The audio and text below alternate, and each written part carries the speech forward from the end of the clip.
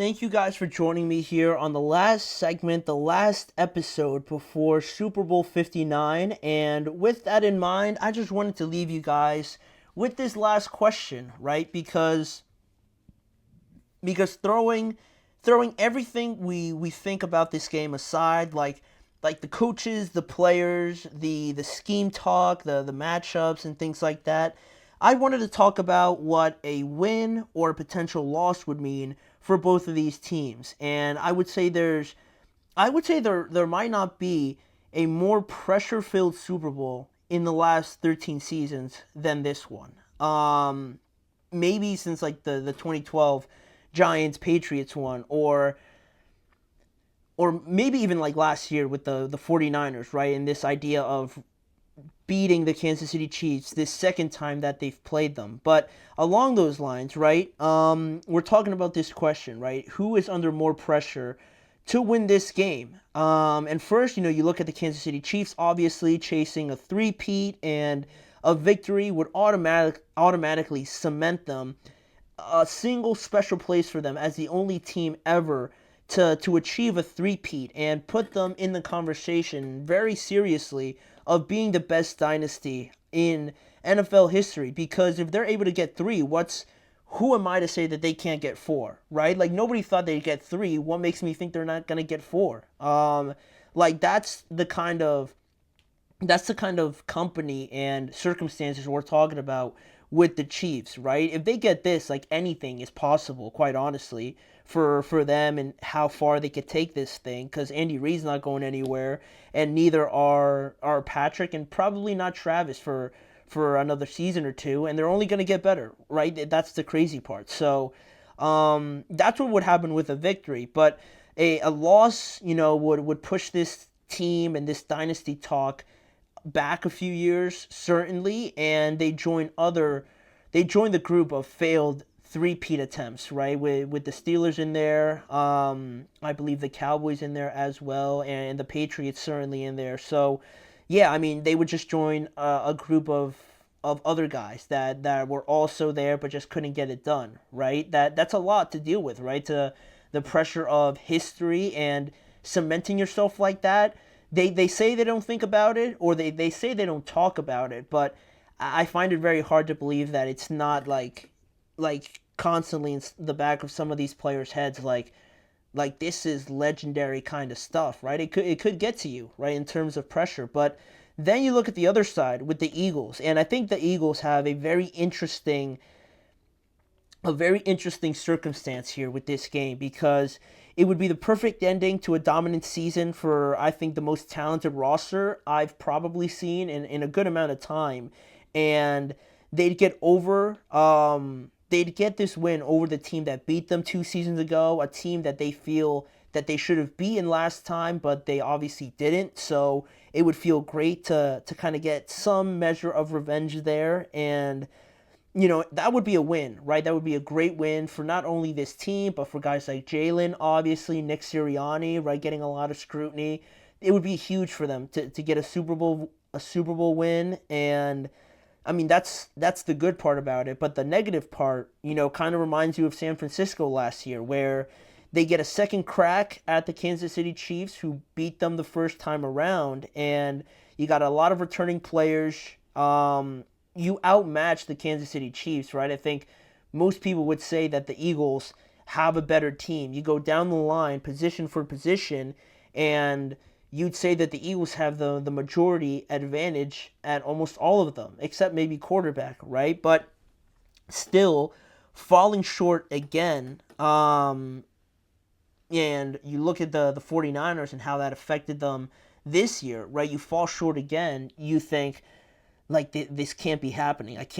There's no way I just lost to the same group, same guys twice, and now we got to start this whole thing over again. And then next season comes, and I mean, you look at the 49ers, and they were nowhere near it this year, right? So that's kind of what the Eagles are battling with, right? The idea of not taking this opportunity for granted. And I talked about this a little bit with the Bills, right? Like you were right there so close, but when you have four cracks at it, like the Bills have had, there's no guarantee whatsoever that you're going to get that again. And of course, they want to win these games, but to lose all four of them if you're the Bills, and then like you're in a very weird spot where you're like, am I going to get another chance at it? Quite honestly, that's what I'd be thinking. And then with the Eagles, right, there's no guarantee that they make it back to another Super Bowl for who knows how long. And that's where I wanted to get to with with the history aspect of this, because there's a lot of history with a Super Bowl rematch, especially in this context with the Eagles and the Kansas City Chiefs, that I thought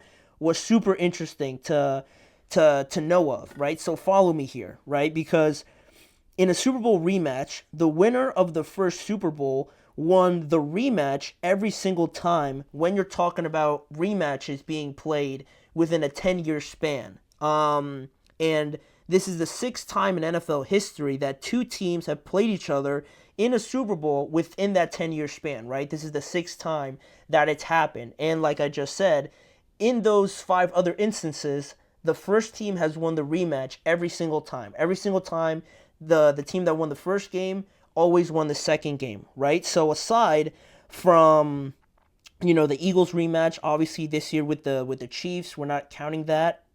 The other different instances where there's been that Super Bowl rematch that I mentioned within a 10-year span, after the first victory also won the second game, right? So after the first team won the first game, they also won the second game.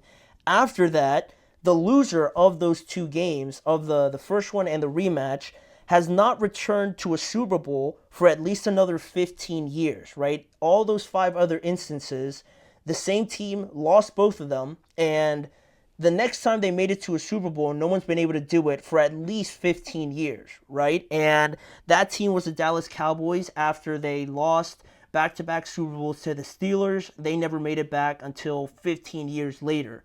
And you also can exempt the Patriots because, that's the dynasty, right? We're going to exempt them because there's not a lot of dynasties, just being thrown out there. So they also don't fall in that category. Yes, they lost back-to-back games like that, but they made it back in 3 years, right? We're talking about one of the best teams ever. We can exempt them. And the other team also is the 49ers, but they lost the first game, they lost the rematch, and now it's still to be determined, right, when they're going to get back to a Super Bowl. It could be in another 20 years, right, or something like that. The other teams were the Bengals, who lost back-to-back games within a 10-year span, back-to-back Super Bowls, to the 49ers, and they didn't make it back for another 31 years. And the Bills, same thing. They lost back-to-back Super Bowls to the Cowboys, and they also haven't made it back since. It's been 31 years since the Bills have been back after losing that rematch to the same team in the Super Bowl. So the Eagles could join that group, right? If they don't win, and history again is not on their side, because I just said every time they play this rematch within a 10-year span, the first team always wins the rematch. It's happened every single time so far. And if that does happen, the Eagles could be in this group of,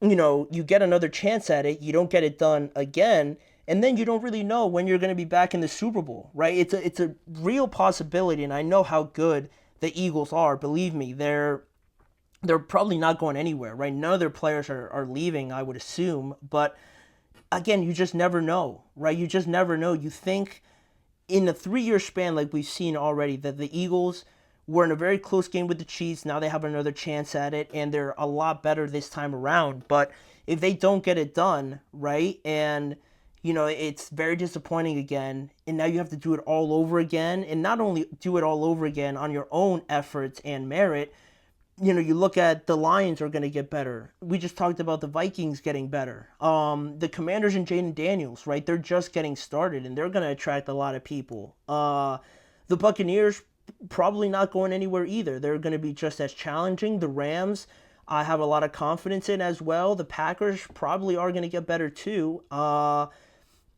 Like this idea that a very talented team like this, and in terms of who's under the most pressure, if you can't tell already, I think it's the Eagles, because when you're in a situation like this, and I don't think the Eagles are taking it for granted or anything like that, but like you never know until it hits you after a game like this. Like man, am I ever gonna get back there again? I'm sure a lot of people think like that after one Super Bowl, right? It might not hit you right after, but soon, at some point, you're thinking, I have to get back there again, right? I have to get it done the next time around. And then now that you're here and you have this opportunity to fail again and try to do it all over again, the emotional toll and the external factors that you have no control over, right? And even the injuries and things like that, right?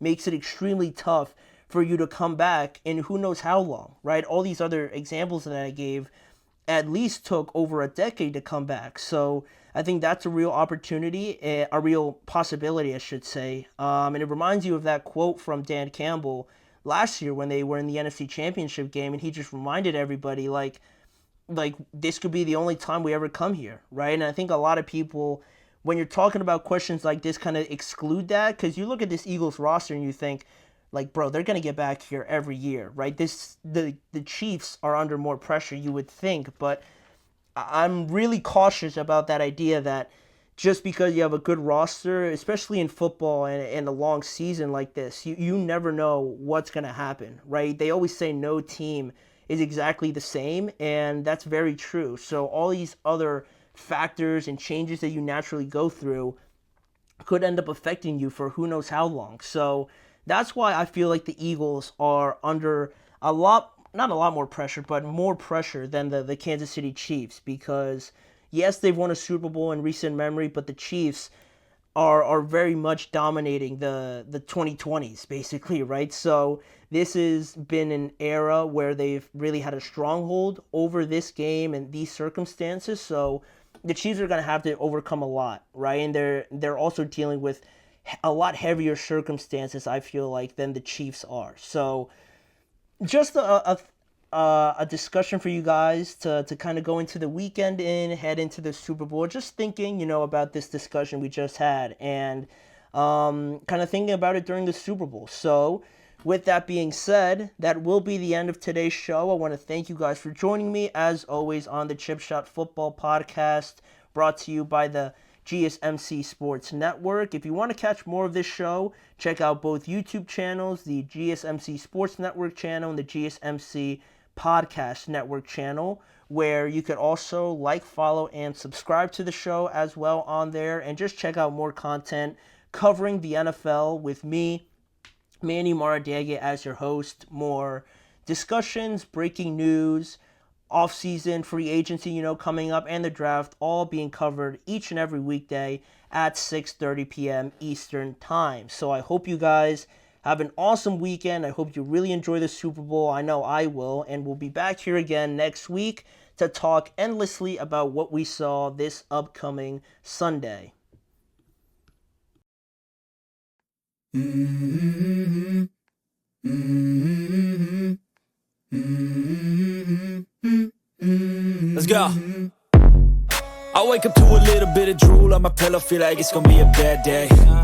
Yeah, I'm tired of shit, and the coffee ain't hit yet, damn, ain't that great. I don't wanna go to